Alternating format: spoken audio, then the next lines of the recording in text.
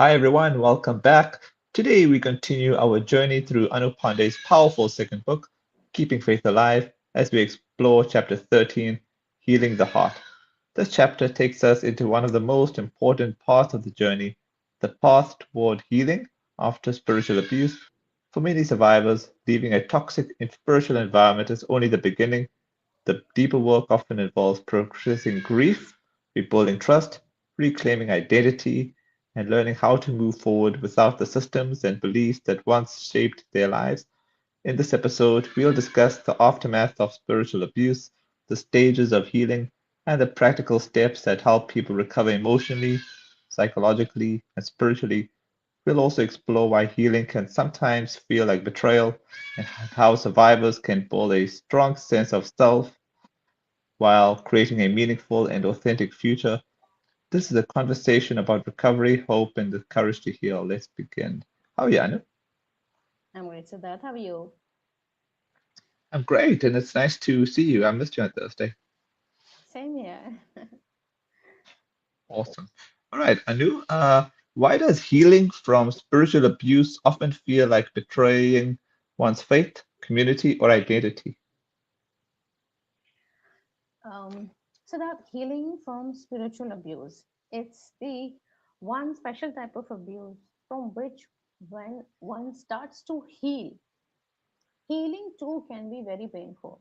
It's not just the time you spent in that environment, the abusive episodes that were painful, healing is also painful because it requires you to think, feel, and do things that were forbidden in that environment, and you are still carrying that setting inside your head. The settings didn't just get uninstalled because you left. The settings are still there, and they require a lot of time and patience and a lot of work to get uninstalled. So although now you are not in that environment, but still you will work according to those installed settings inside your head.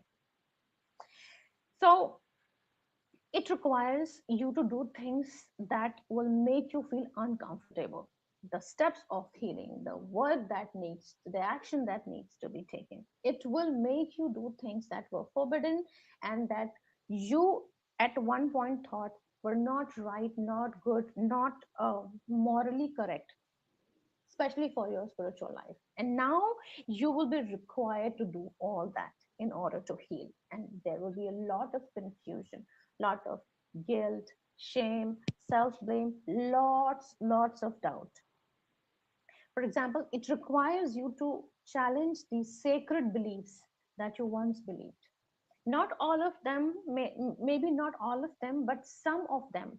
Like in your community, in your group, you were told that all the teachings that are being taught here in the group, they are all absolute truth.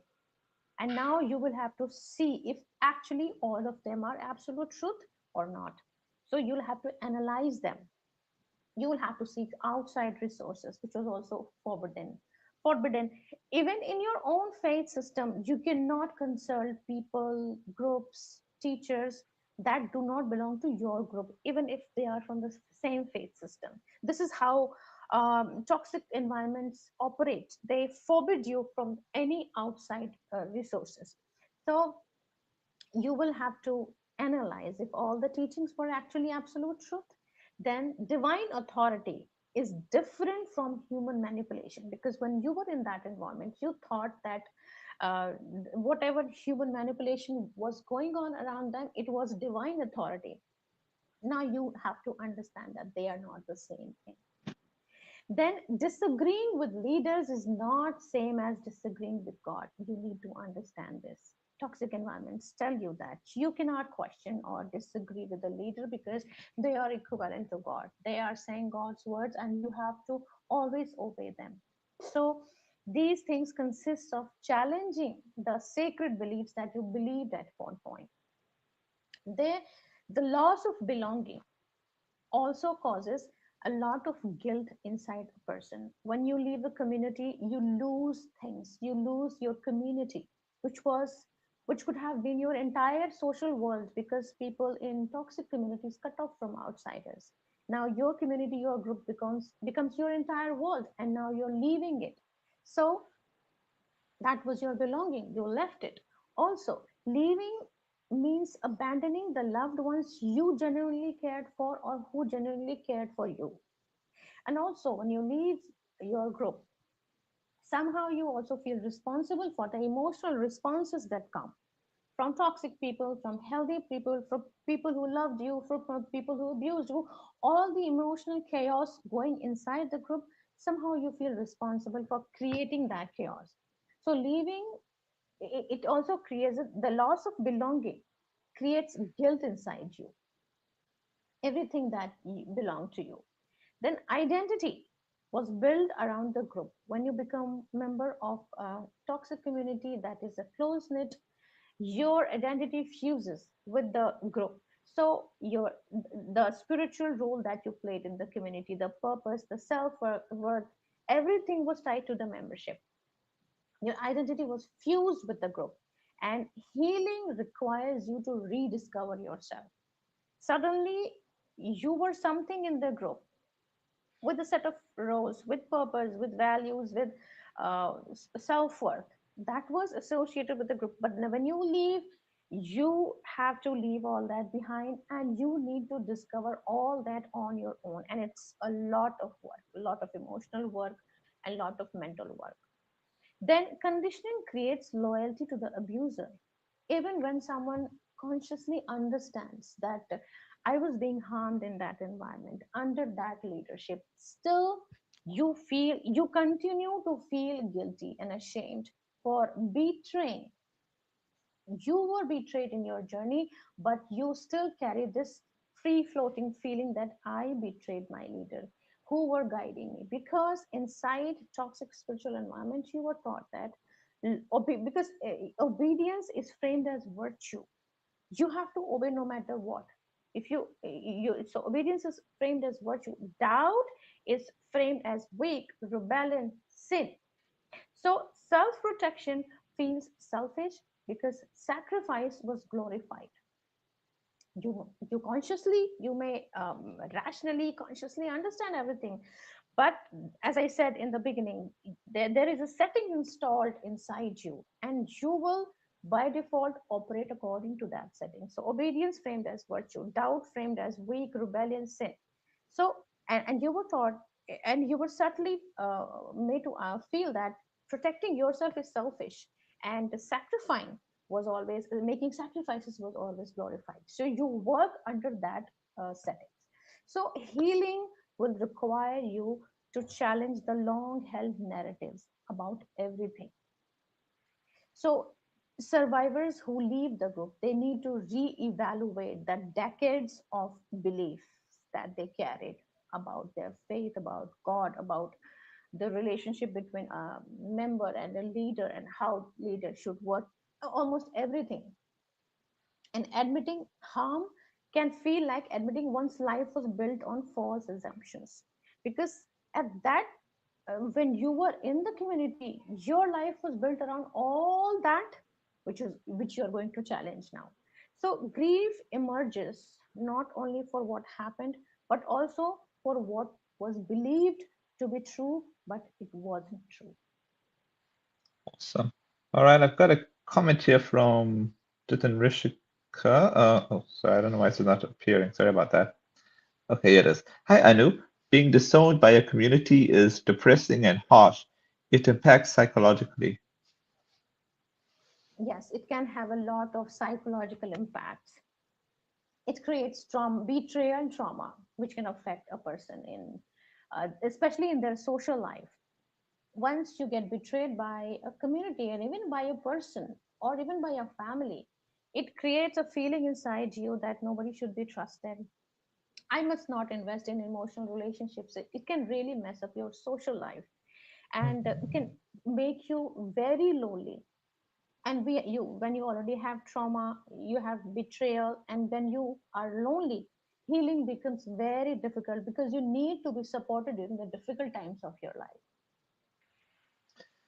What are the most common emotional, psychological, and spiritual aftermaths experienced by survivors after leaving a toxic spiritual group? People go through different types of emotional, psychological, and spiritual effects on themselves. The the trauma symptoms that people experiences, uh, the emotional ones, psychological ones, and spiritual ones, they are different during the different stages of spiritual abuse. When someone realizes that um, when someone first for the first time starts to see the cracks in facade, there is a different set of symptoms. Then when someone completely becomes aware, then there is different set new symptoms get added. When someone decides that I want to leave, at that time there are different sets of emotion, the symptoms. And when someone actually leaves, so I have purposely mentioned all these set of symptoms, emotional, psychological, and spiritual, different during the different stages of spiritual abuse, so that one can understand why, and the reason behind that also, so that person can understand why I am feeling like this during this stage of my journey in the spiritual abuse or spiritual awakening. And this is the last stage, when someone has completely left the when we're saying the aftermath, it's because it's when the abuse has stopped and you have left the community. So now I will talk about these symptoms when which people experience at the last stage, when they have actually left the community and now they are on their own. So the emotional symptoms would involve intense grief of loss. When someone leaves their spiritual community that they were very dedicated, they were very committed, they lose a lot of things. As I said, your community becomes your entire world, your friendships, your loved ones, it is your community, it is your, it provides you certainty, it provides you structure, it provides you hopes, goals for life, purpose, values, belongings, and everything. So you have everything. For example, a person who is securely living in their loving family, if they have to suddenly leave their family, everything remains in that in their family. Similarly, in a spiritual group, everything was there, and when you leave it, you have to leave everything. You cannot carry things with you. Purpose, you're not sure if it was right. The certainty that came, you know that it was fake. The structure that was provided to you, you cannot be in that structure anymore because you're not a part of it. Relationships, you have to leave, whether you unhealthy communities do not allow you to continue relationships once a person leaves, whether you are an insider or you are the one who is leaving. So you have to leave all of that. And when you leave things that mattered so much to you, there comes a lot of grief. So there is intense grief that people don't usually realize. People usually consciously understand that they are sad, they are angry. Anger is the most common symptoms, but you know it's coming because of the grief, because you are internally grieving, and a person needs to sit down with the emotions to actually understand that I am actually grieving, because the feelings of grief are imposed, covered by the feelings of anger for what was done to me, but you're also grieving the nice things that were there, the things that you actually love, the things that provided you comfort. So there is a lot of grief. Then the other emotional symptoms are, there is a lot of guilt, shame, and self blame. There is a fear, so the responsibility, you feel responsible for leaving, although the reason for leaving was the abuse that was being caused to you, and the effect of abuse, the distress that you're feeling because of your abuse. But some, because of that setting, you will feel that it's me who's responsible for me leaving the group. Then feeling lack of faith or spiritual maturity. Maybe I lack faith, as they say, because those who leave, those who question, those who dissent, they lack faith. This is the old teaching. Old teaching will get internalized, and it will tell you that it's your moral failing, it's your lack of spiritual strength because of which you left. So it will bring a lot of shame, a lot of guilt. Also, uh, any other critical statements that were being said inside the group for people who questioned or left, they will also keep circulating inside your head. So it will cause a lot of guilt, shame, and self blame, even if you have all the evidences of the world that tell you that you did the right thing because you needed to be in a safe environment, but still you will feel that. That's why we call them as emotional symptoms. And another emotional symptom would be fear and anxiety, even though you're not part of the group.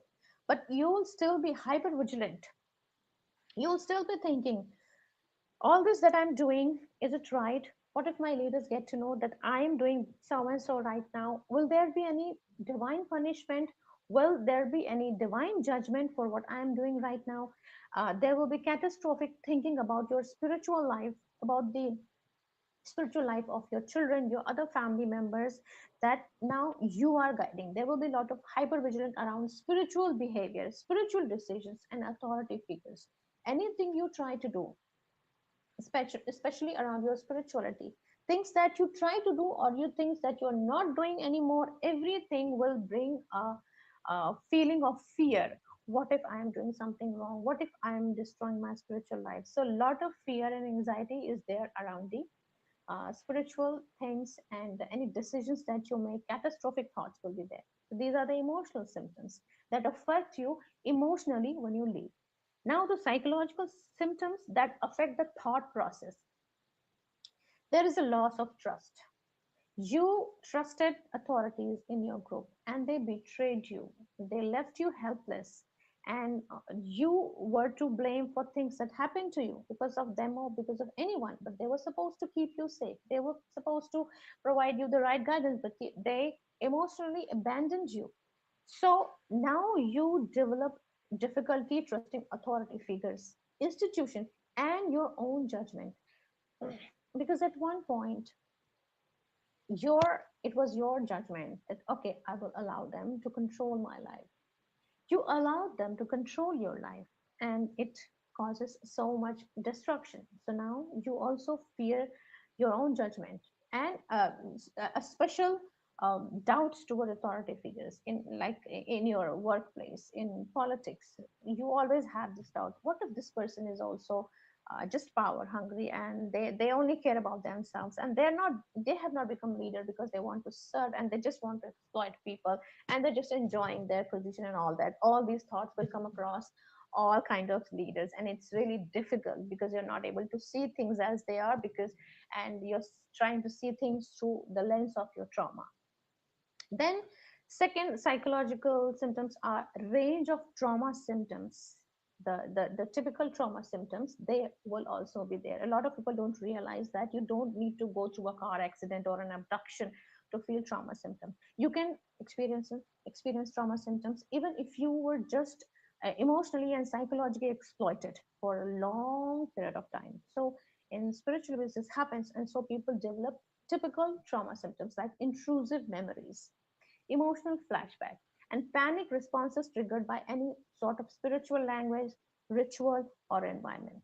If you're someone watching this and you have left your community, and just by mention of a word or a phrase or a verse or name of a festival or any language that was common in your group now irritates you, makes you angry, makes you enraged, it's because you are going into emotional flashback, because these words are acting as emotional triggers now because of the trauma that you experienced that time. These words, these phrases, these symbols remind you of the time when you were traumatized. And the third psychological symptom is identity confusion. Identity is fused with the group's identity. And now the group is nowhere. So you don't know who I am. There is existential crisis. You would not know for a long time, who am I without this group? These are the psychological symptoms that affect how you think, how you articulate, how you think, and how you analyze the situations and things. Then spiritual symptoms. There is a crisis of faith. Distinguishing faith from abuse becomes difficult.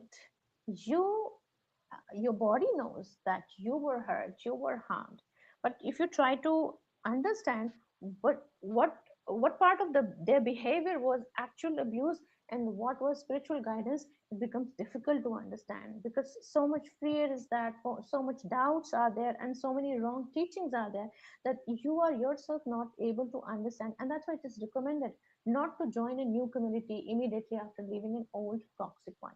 Give yourself some time, heal, and then join, because right now you're not in a position to understand, to distinguish faith from the abusive behavior. So it's better to take some time. And it also leads to aversion to faith at all for a time being. A lot of people go into panic. They think that I have become an atheist because of all of this, and it reinforces the belief that something is wrong with you, and that's why, see, you're becoming an atheist after leaving the your group. But I want you to know that it's a temporary phase and it will go away. It's not atheism. You have just become aversive because these everything reminds you of uh, the trauma that you went through. Then the second spiritual symptom is the your faith is becomes based on your faith becomes based on fear. So it's fear based spirituality. You even if you make efforts to connect with God, to engage in rituals, you would be doing them out of fear instead of love and real connection. And the last one is spiritual numbness. Some people feel so overwhelmed because of all of these emotional symptoms that I talked about, the psychological symptoms I talked about, and the spiritual symptoms I mentioned. It becomes so overwhelming to deal with all these emotions and thoughts, and so people just go numb. They have they feel so much difficulty in engaging with anything or analyzing or understanding that they just go numb, and they feel totally disconnected from their faith, from their God. And but I would again say that this is a temporary phase and it goes away when you heal your trauma. Awesome. Why do many survivors only recognize the abuse after they have left the community? Inside the community, it takes a long time to understand if so and so behavior was actually abuse, because right after the love bombing phase ends, it is normalized. The abusive behavior and mistreatment is normalized. That's why this love bombing phase is there in the beginning, to overwhelm you with love and positive emotions and importance and attention and everything, so that you become so overwhelmed, so grateful with the positive things, that now if something negative happens, your heart said, oh, it's okay, they have some done so many nice things for me, I can ignore it Mm, for a bit. And that's how it starts. So, and later on, even if someone starts to analyze, understand, and name the things, they would normalize it. So abuse was normalized. Any harmful behavior, if you notice inside a toxic spiritual community, it will be presented as spiritual discipline. They would say, oh, it's discipline, you need to we need to keep people in discipline, we need to uh, keep a structure and maintain a system, and that's why this behavior.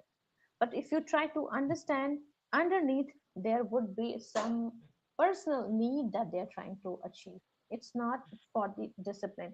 Discipline does not require manipulation and mistreatment. It just needs some strict rules. Just like in parenting, you don't need to be authoritarian. You don't need to abuse your children. You just need to set up rules, be firm, but be kind and respectful as well. You can be kind, loving, respectful, and still have discipline in the environment, whether you are a parent, a teacher, or a spiritual teacher. But they will argue, and they will make you believe that harmful behavior that they are showing, it's just discipline, we're just trying to maintain discipline. Any control that they are trying to have over your life, over your decisions, your emotions, your thought, it will be framed as protection. Oh, I'm doing this because I care, because I want to protect you from the dangers of the life. Any exploitation will be framed as sacrifice. Oh, you are doing this sacrifice and it will be good for your spiritual life. So this is how the narrative is controlled. They give words to the actual things that they are happening, it will be replaced where their names will be replaced. So they will control the narrative by changing the language. So abuse is normalized inside the community. Unless you leave and try to look at it from the outside, you will not understand it was abuse. Even if you have doubts, you will not be very sure. Even after leaving, It takes a long time to finally realize, okay, it was actually abuse. Then there is constant immersion and limited perspective. Group becomes the primary source for information and analysis. You, whatever you are trying to understand. I was recently talking to someone, and there is a news in India. There is some spiritual teacher in Vrindavan who is exploiting women, and Oh, I was talking to some person about this guy. Actually, this person started the conversation. I was not interested in the gossip. This person started the conversation about that guy who's being he's in police custody now for exploiting women and posing as a spiritual guru. And I was like, because this person who started the gossip, his own this person's own guru has a police case against him for some criminal thing that he done to someone. So I was like, see, this is how things happen in spiritual, toxic spiritual communities. You will see things from your leader's perspective. Probably his leaders told him that his own guru is all pious and all pure, but any other spiritual teacher, if they are doing something wrong, then that is wrong. So your group becomes the primary source of information and interpretation. Whether you are interpreting something inside your group or outside the rest of the world, the interpretation will come through your leaders. What they say is right and what they say is wrong, and members blindly accept that. So there is constant immersion and limited perspective. Any alternative viewpoints are either discouraged or demonized. Also, there is little or no opportunity to reality check any experiences. Any information, it has to be understood, it has to be accepted through the lens of your leader's perspective. So even if something abusive is going on in your community, to you or to anyone else, you have to understand and accept the truth that comes through the filter. So that is also one of the reason why you cannot recognize the abuse inside the group. Then the third reason is trauma bonding obscure reality. The reality is obscured through trauma bonding. Most of the members are trauma bonded to their leaders, because in such environments where there is emotional and psychological abuse, the positive experience coexists with harmful behavior. There are moments of love, acceptance, belonging, and therefore they mask the pattern of abuse. So you have two realities. And emotional dependency on your leaders, on the group, it also reduces your critical thinking. When the same thing happens in domestic abuse cases, in narcissistic relationships. You have love, moments of love and attachment, and then there are moments of abuse. So your mind is always confused which one to take seriously. Love is also there, so let's focus on love because it allows you to feel safe. And also, survival requires denial. When you are in an environment where there is abuse, acknowledging that environment feels threatening also, because you are no way out.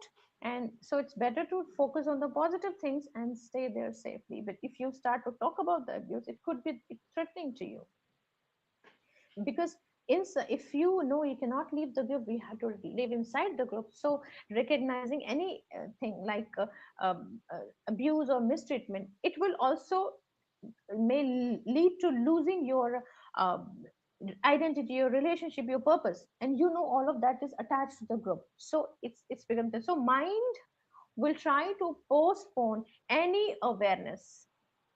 Even if it's coming, mind will say, no, no, let's postpone it, let's not think about it, because right now I do not have any safer option. So when you're inside the system, inside your family, inside that relationship that's harming you, and you do not have any better place to go, so it's human tendency to postpone the awareness, and let's focus on the positive so that I can emotionally feel safe and I can stay. But when someone leaves a relationship or a community, you get a distance, you get some space. Now that space doesn't threaten you. There is no immediate threat. So now you can sit down and you can think about the things that actually harmed you. So physical and emotional separation allows reflection and exposure. And also when you are away from harmful environments, you might associate with healthy people, healthy environment. So when you are in a healthier environment, that's when you can compare what was healthy. In this world, we measure everything with some reference. So if you have always been in unhealthy environment, how would you know if this is really unhealthy? If you get exposed to healthy environment, normal environment, not something very nice, but at least normal, normal people, normal situations, normal environments, that's when you know, oh, that was unhealthy. I did not needed to be abused on daily basis. I did not needed to be controlled or manipulated. They could have allowed me to be me. So that's when you start to, so survivors begin comparing their situations, the behaviors when they are they have space from the unhealthy environment, and when they get opportunity to associate with healthy people, healthy environment. So now clarity starts to come when you are away from that environment. What are the different stages of healing from spiritual abuse, and what challenges arise at each stage? There can be different stages that people go through when they start to heal, whether they are working on themselves by their own, or they are in a therapy, counseling, spiritual counseling, or whatever. The first and most important step is awareness. First, one has to be aware. This is where things start.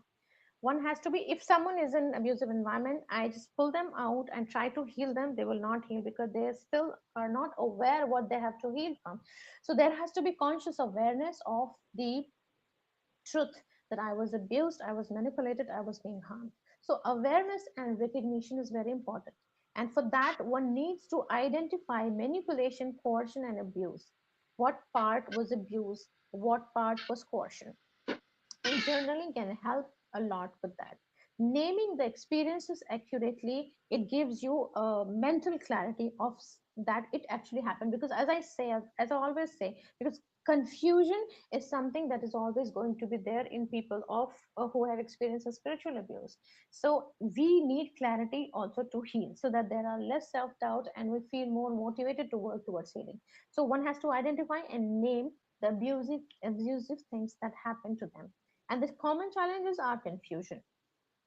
Confusion is going to be there for a long time, because everything that was taught there, all that conditioning, all that setting installed inside you, it will always be against what you're trying to understand here. Because that setting, according to that setting, you were not abused, you were just being guided.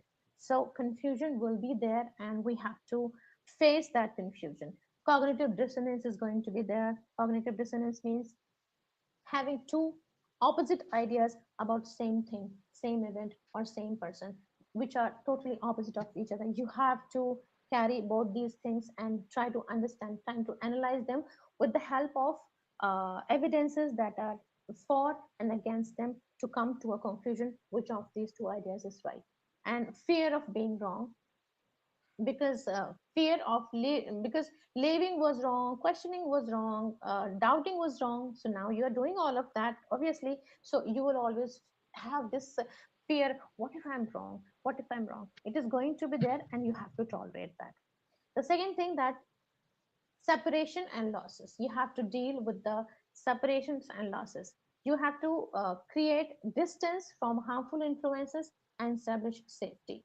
When I say establish safety, for a lot of people it's just emotional safety, but in extreme cases it can be physical safety as well. I was talking to someone recently, and this person, he was physically harmed. There are some victims, especially female victims, who are sexually exploited.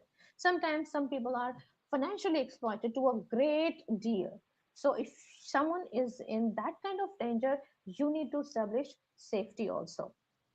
After recognizing, find a safe place. You might also need to involve law enforcement, so that you are safe enough to proceed further. So first of all, create physical distance, emotional distance, and if required, allow third person or law enforcement, so that you can feel safe, because safety is most important. You cannot operate in an unsafe environment. So establish some safety. And the challenges will be loneliness. You just left the community, you left all the relations and belongings and everything there. You had this environment, this family, you left that. So loneliness will be there. Social rejection will be there. Social rejection will be there from the group, And you might also face social rejection from the outside community because you abandoned outside world for a long time, and now even if you try to connect, you don't know how to connect because there are different ways, there are different cultures, and it will be very difficult. So you might also face social rejection, and then there will be a lot of grief and withdrawal symptoms. Grief of losing things that you actually lost, and grief of losing what you thought was real but it wasn't. And the withdrawal symptoms will be same as someone who is trying to leave a drug or leaving a intense relationship. They feel the craving to go back to experience the nice things, or the nice all the dopamine, oxytocin, and the feel good hormones that you felt when the nice things happen. You will crave for all that, even if you know that the person who gave you those things, they were harmful for you.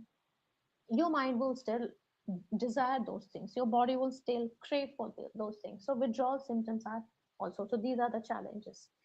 So the third step comes processing the trauma. When you are in a safe space, now you work on the trauma that you're carrying from the abuse.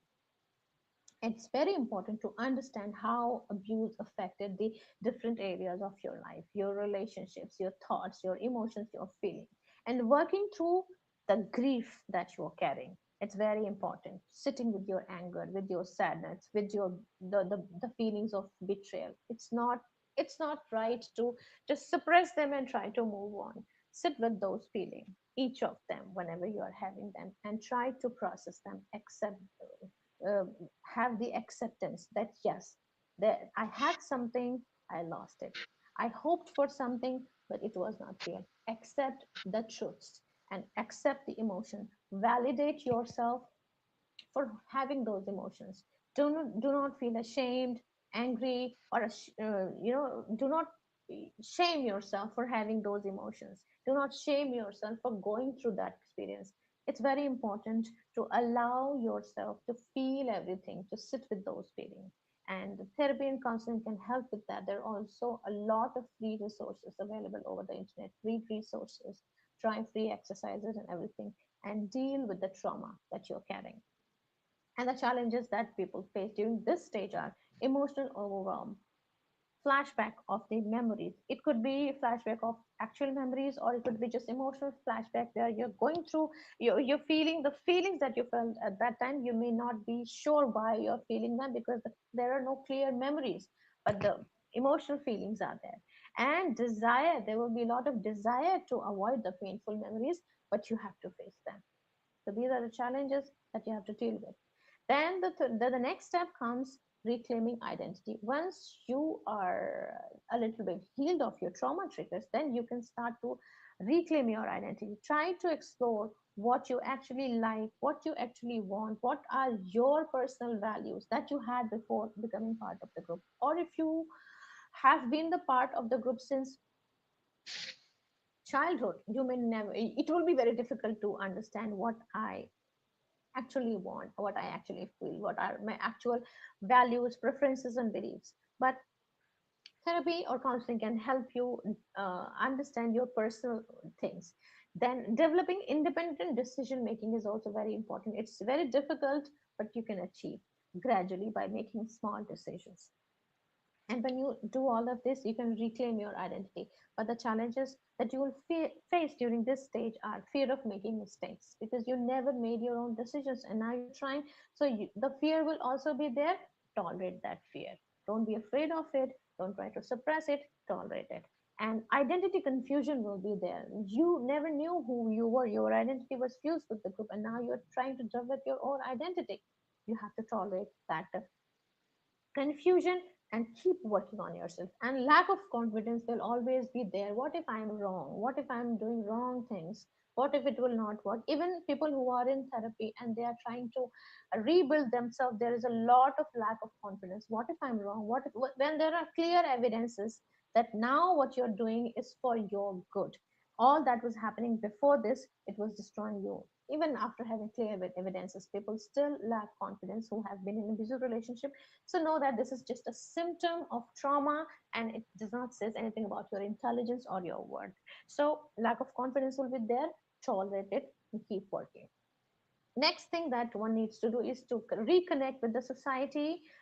make new relationships, and make do not get into intense relationships immediately, but make friends, socialize with people, go out. Nobody is dangerous, nobody is going to destroy your social life, but do not get into intense relationship unless you are sure. Do not get into close friendship with people who do not respect your boundaries, who do disrespect you, or who remind you of any harmful people from your past.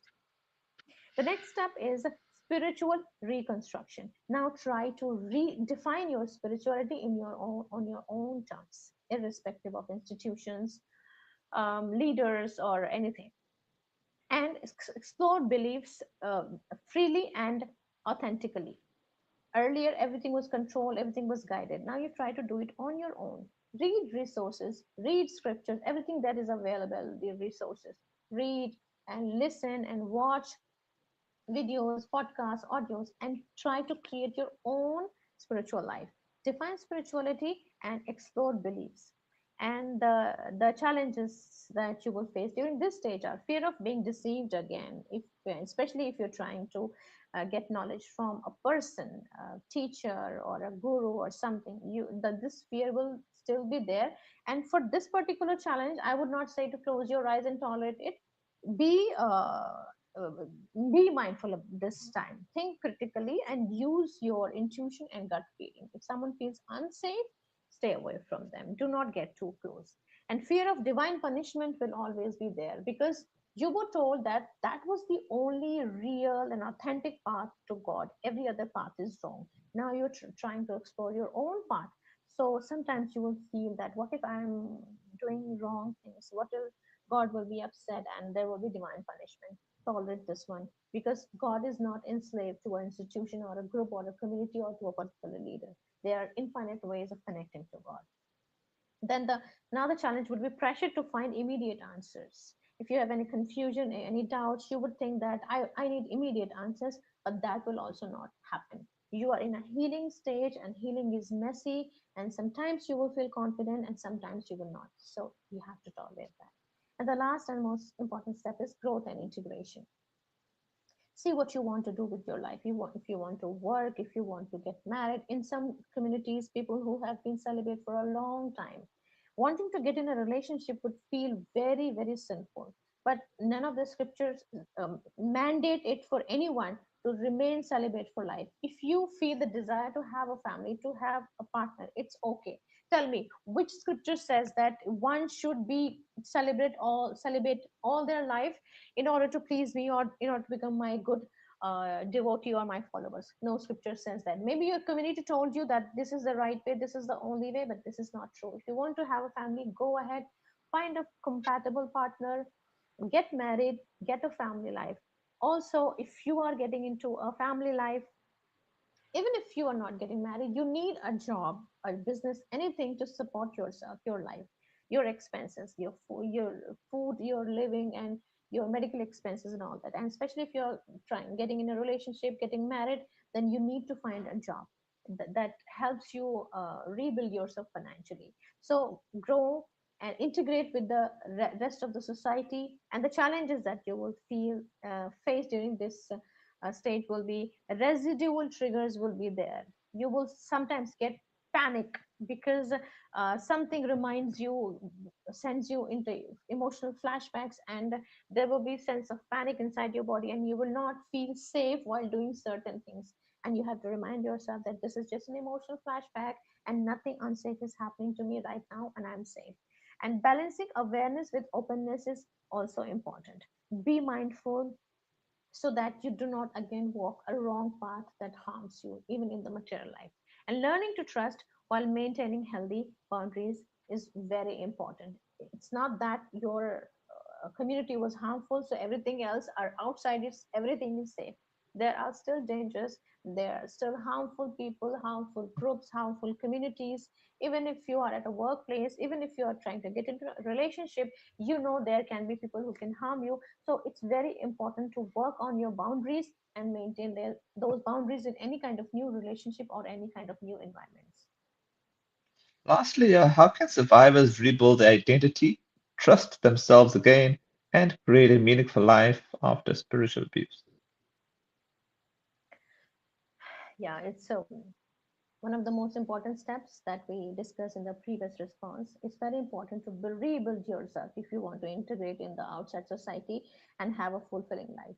So one has to reclaim their personal authority first of all. You had been under the authority of other people and you had no authority over yourself. Now you need to reclaim your personal authority. For that, one has to first of all understand and learn that disagreement is not rebellion in any relationship, whether it's professional or personal.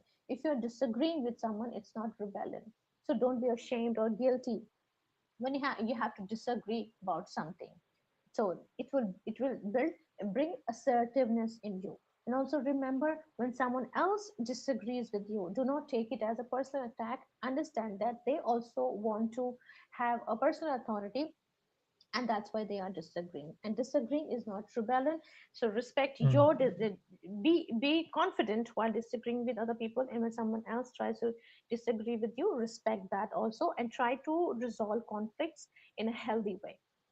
Then recognize that personal boundaries are healthy, whether it's you trying to have personal boundaries with someone or someone else.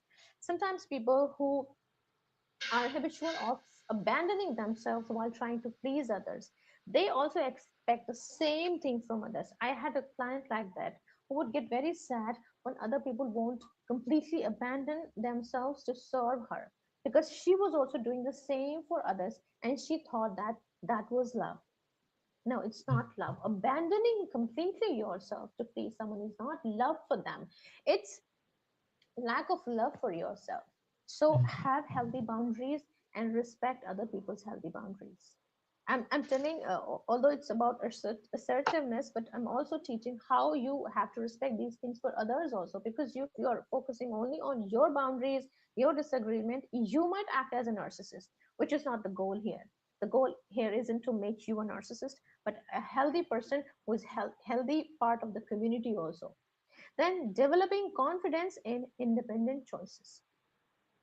Try to make small, low key choices and then increase their intensity and the meaning in your life, so that you can one day become someone who independently and confidently make the choices in their life. The second thing that you need is to rediscover your authentic self. When someone's identity gets fused with the identity of their family or their group, it's very difficult to know what I am actually outside of my group or my community, because you thought, you felt, you behaved in a group. You never had a personal preferences and all that. Now try to explore interests that were suppressed. You felt like doing things but you were not allowed to do unless they are harmful to you or to anyone else in the society. If an interest is not harming anyone, you should explore it, you should pursue it. Then identify personal values separate from the group doctrine. Like in sub spiritual groups, they would demotivate you from social services. Oh, there is no need to do any social services, it does no good to your spiritual life. Just whatever donation or services you want to do, just bring inside the community only, you don't need to serve other people. But if you feel like, if you see someone in need and you feel like helping them, please go ahead and help. Because no scripture, none of the faith systems scripture says that you should not help others, you should not help people in need. It will not displease God, it will actually please God, and it will give you a sense of accomplishment, and it will make you feel like yes, you are a good um, valuable part of the society. So identify personal values separate from the doctrines. If you have this value to serve others, please go ahead and pursue that. And allow curiosity without guilt. If you feel curious about something, if it's just a thought, allow that thought. Just by having a thought, you're not harming anything. You're not mm, harming your spiritual life. Allow thoughts to come and go if they feel actually sinful, actually wrong, because if you act on them, they will hurt or harm someone. Then don't act upon them, but allow them without guilt for once to see what your thoughts are telling you. Then rebuild trust gradually in yourself and also in the other people. Trusting small decisions first, and when you become confident, later on you can make big decisions. Collect evidence of good judgment. At the end of the day, try to count on your fingers what were the decisions that you made today and they resulted. into the right decision, and they were right and they benefited you or they did not harm you. And the third thing is, while doing so, you have to also consider and accept the fact that the mistakes that you made, they were part of normal life. Every human makes mistakes. There hasn't been a human being on this earth who has not made any mistakes. Mhm. Everyone makes mistakes. So while developing trust in yourself or in others, always remember, always you have to accept the fact that everyone makes mistakes. So I'm forgiving myself for the mistakes that I make, and I will also forgive the other people for making small mistakes that are not very harmful, and especially if they were made undeliberately. Then develop healthy relationship. It's also very important, because you could be in a zone where you are very lonely, cut off from your previous community, not in touch with the people outside the community, and it's one of the basic human needs to have human connection. If you cannot stay very long lonely, because it can destabilize you. So learning mutual respect rather than hierarchy. Earlier you were in a hierarchy, you could be a leader, you could be a member, but there was a hierarchy. Now try to develop relationship where there's mutual respect, and you respect them, they respect you, you respect their boundaries, they respect yours, you two care for each other, so there is a mutual respect. These type of relationships are very fulfilling. They do not create stress for anyone. When there is hierarchy, those who are on the top, they have a comfortable life, but those who are below, they can be stressed if the person is not healthy. But in mutually respectful relationships, everyone feels happy and satisfied. Seek relationships that allow questions and disagreement. Earlier relationships told you that you cannot question the authority, you cannot disagree, even with the members, you cannot disagree on something that the rest of the group believes in, or according to them, if that's right. But in healthy relationships, questions should be allowed, disagreement should be allowed. I mentioned that before also. When someone disagrees with you or questions with you, you respect that. You deal with in a healthy, non-destructive way. And when you want to question or you want to disagree, feel confident enough to put it forward. And if they reject it, it means they are not very healthy people, and you can let go of that relationship. Only accept those friends who allow you to question, who allow you to disagree. Then the next step would be to create meaning beyond the group. Earlier, the only meaning of life was to serve the group, propagate its message, serve people only inside the community. Now try to find the meaning, because in order to have a fulfilling life, in order to have a life that you enjoy, you find purposeful, it's very important to have some meaning, some goal and some purpose. But everything was attached to the group, and the group is no more, so you might feel very empty in your life. So now try to find meaning. It's possible to find meaning beyond the group, and for that, find purpose through services, creativity, family, career, or spirituality. And you can have more than one meaning in your life, more than one purpose in your life. Build a life based on chosen values rather than imposed obligation. Earlier you just entered the system and you did what you were told to. Now you have to rebuild everything by yourself, and it's actually a good thing, because now you have the chance to have control over your life. So find a life based on chosen values, the values that you chose, rather than any imposed obligations. Because now you have no one around you who will impose an obligation. So you will be doing what you think is right. So all of that will be aligned with what you are, what you want to become, what makes you feel safe, what makes you feel morally and spiritually right. And it will, so when when everything is aligned, that's when the growth happens. So define success and fulfillment personally also. For earlier, success, fulfillment meant something that they defined it for you. Now you define it yourself, whether it's your career, your family, your values, everything, spirituality. When everything gets aligned, you will feel so fulfilled, and it also reduces the stress in life when everything is aligned with each other. This is very important thing to remember. When everything is aligned, you do not feel unnecessary stress. There are no unnecessary micro stresses, and you can focus all your energy towards one path. and it's fulfilling for you. Earlier it was serving someone else's agenda, now it will fulfill your agenda.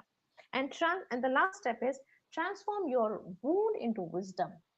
The pain that you're carrying, it's not of course the pain that you received, it harmed you, it caused you so much distress, gave you emotional, psychological, and spiritual health issues. But now the wisdom also comes with the pain. Now you realize what happened, how it happened, how it made you feel, and how you overcome that. So now all this journey, it turns into a wisdom. Now use that wisdom to help other people, not those who are not ready yet, but those who are, anyone who's ready to dance. So use instinct to strengthen discernment, turning pain into compassion and advocacy. You can allow the experiences to become part of the story, not the entire story. So use all this wisdom, and if it can help someone, if let's say now you are in another community, or you're just trying to preach your family, remember the things that harmed you so that you don't do these things to others. If you are in a teacher's role, if you're a spiritual teacher now in a new community, you can use all that wisdom to avoid things happening in your community that happened in your earlier community. You can also create social media. You can also help other people on social media by creating support groups where people who are being abused or who have been abused can come and join, and people can discuss together, and you can moderate these groups and share your insights or any other information that you have, and make people seen and heard. It's very important for trauma survivors to feel seen and heard, because as I said, the first stage, just after leaving, it's very lonely. Now you can help people in that zone of loneliness, the other people coming from other communities, other faith systems, to feel seen and heard and validated. So this is how. And you can also create posts on advocacy against spiritual abuse, religious trauma, educating people about what you knew, what you understand, what you have received. So healing altogether, when you say, healing does not makes you become something that you were before the trauma. It creates a new person, a totally transformed person who is healed now, but is also carrying the wisdom that comes from the pain. So you become what you might have become if your faith, if your identity, and your humanity had been nurtured and not controlled and exploited. Because now what you were expecting from the group, now with these steps that I just mentioned, you in the last two responses, you do these things to yourself. Now you become that person that you're hoping to become in your community, and it's a much much better version of yourself, and in fact the best version of yourself. Awesome. Thanks so much for your time. Thank you.